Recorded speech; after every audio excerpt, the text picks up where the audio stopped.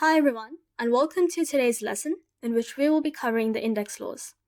We will go over the index laws individually, followed by some examples, and then some questions. Before we dive into what these index laws are, it's important to go over the basic terminology first. Here, I have a to the power x, in which a is what we call the base, and it can either be a pronumeral or an integer.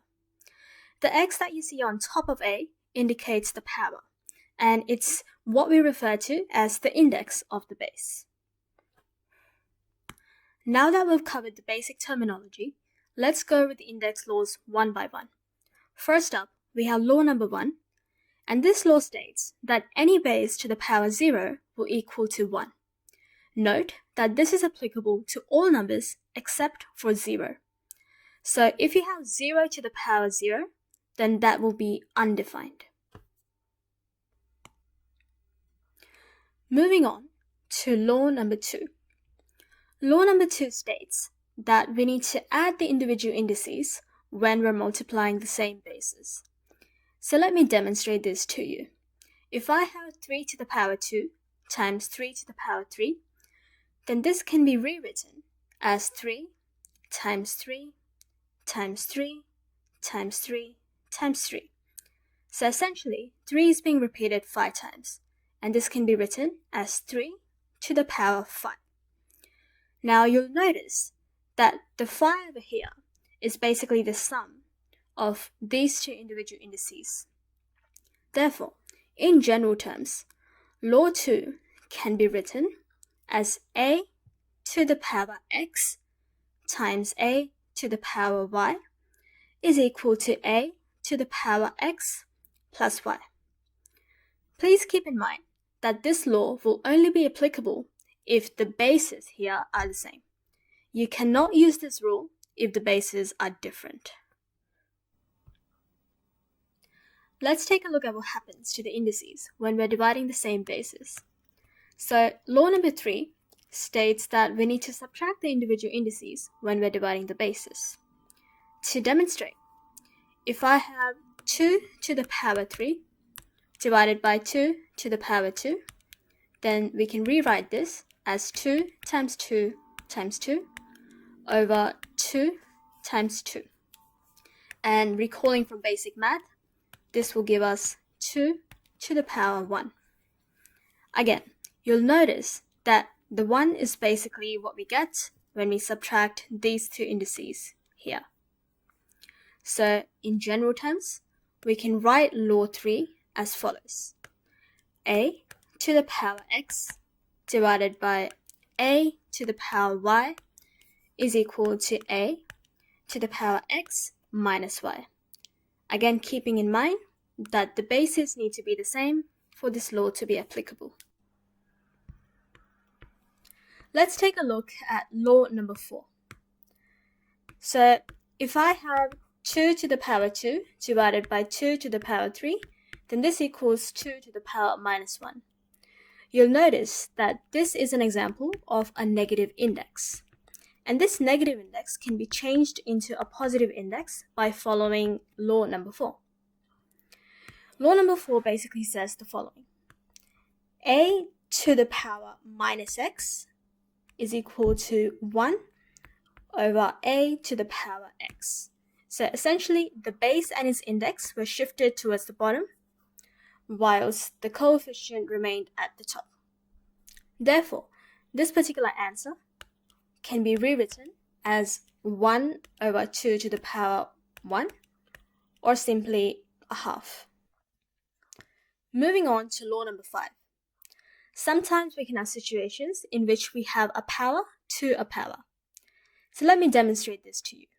If I have 3 cubed to the power 2, then I can expand and rewrite this as 3 cubed times 3 cubed.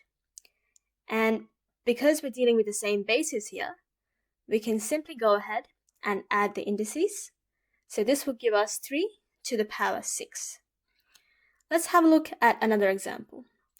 If I have 4 to the power 5, and all of this to the power 3, then I can rewrite this as the following: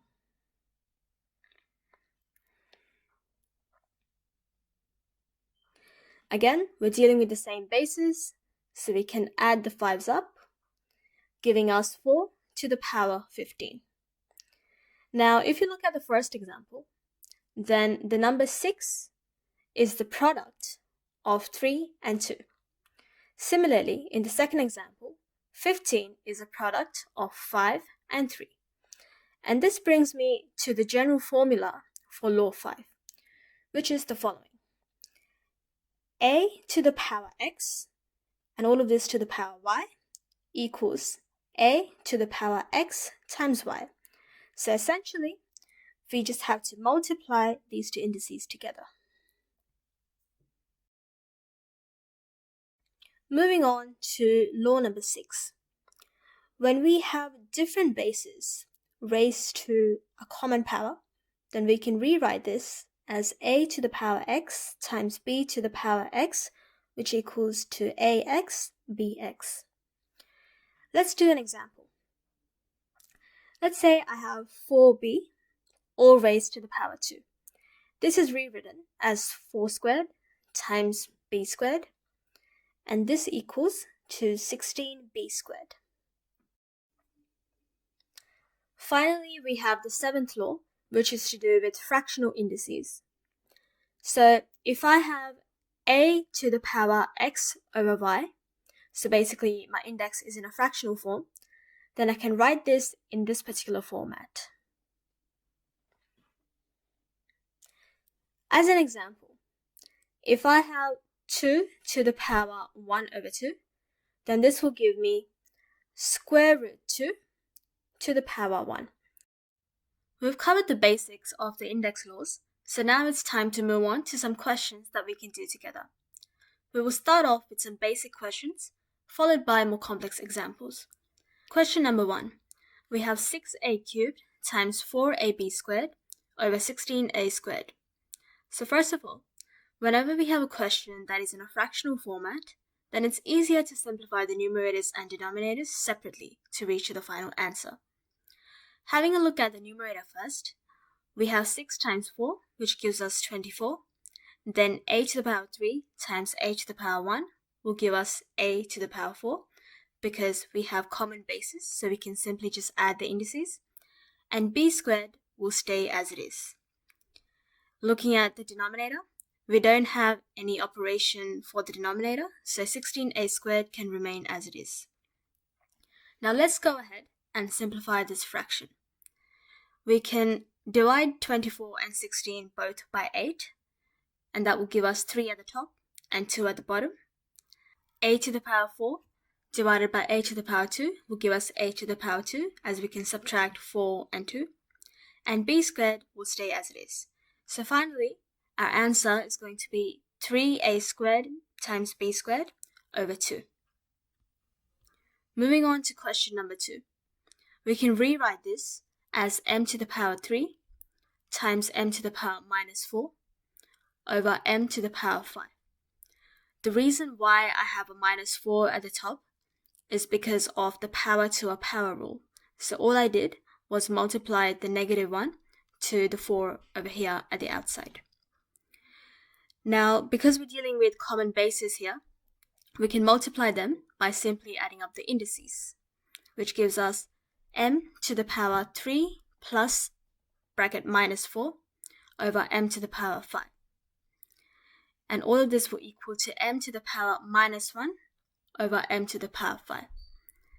Now, we can't leave the final answer in a negative index form unless the question specifies. So we will have to change the negative into a positive index.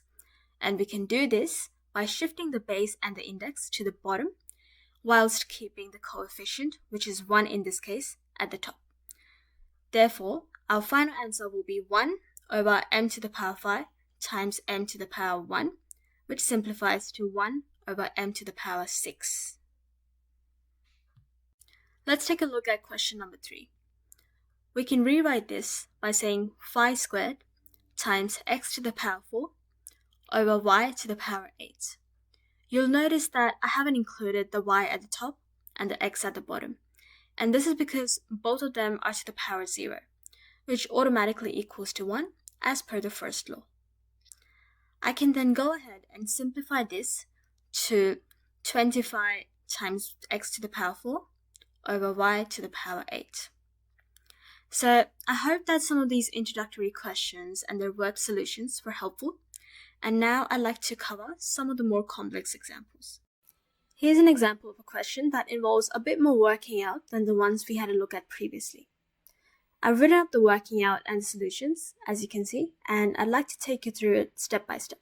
Before we try to solve anything, let's try to simplify these individual expressions. So I can rewrite the first expression as 9 times x squared times y squared times z squared, multiplied by y to the power 3 over x to the power 3, and then divided by the following. When we multiply these two expressions together, we will get 9 times x squared times y to the power 5 times z squared over x cubed. And because we're dividing fractions here, we will need to find the reciprocal of this particular fraction and change the division into a multiplication sign, which is what I've done here on the next line. So we're almost there. Now we can go ahead and cancel out these two 9s. We can also cancel out the z to the power 4 and the x squared at the numerator here, which will leave us with x to the power 1 at the denominator.